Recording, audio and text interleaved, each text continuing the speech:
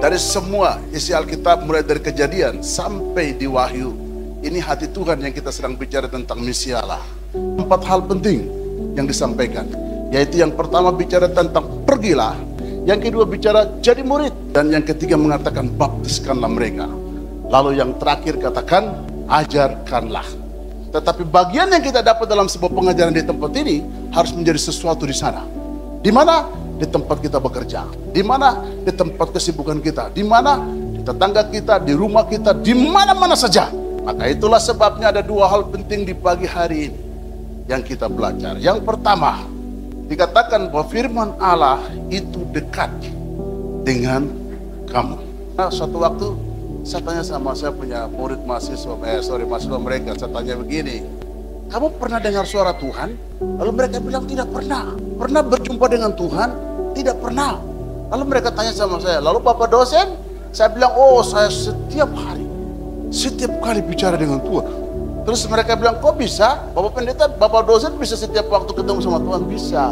Coba buka di Yohanes pasal 1 ayat 1. Dia bilang begini, pada mulanya adalah firman, dan firman itu adalah Allah. Artinya apa? Alkitab ini siapa? Alkitab ini Allah. Apa? Allah bukan? Tuhan bukan? Terus seberapa banyak Anda membangun keintiman dengan Tuhan? Mereka punya mata, tapi tidak melihat. Mereka punya telinga, tapi mereka tidak mendengar. Mereka punya kaki, tapi mereka tidak bisa melangkah. Mereka punya tangan, tapi mereka tidak bisa menolong. Ini persis seperti bangsa itu. Mereka punya segala-galanya, tapi mereka tidak bisa melakukan. Padahal firman Tuhan bilang, firman itu dekat dengan. Kenapa dibangun ini? Misioner. Kenapa disuruh tentang discipleship? Kenapa dibilang harus menjadi berkat? Gereja tanpa discipleship itu sama dengan gereja mandul. Gereja tanpa pemuritan itu sama makan nasi tanpa sayur.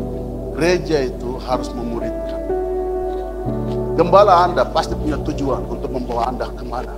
Dia punya banyak hal yang dipersiapkan, dikerjakan seperti Yesus melatih murid-muridnya. Karena suatu hari dia akan pergi, dia menyiapkan bagian-bagian supaya orang belajar untuk taat dan mengerjakan.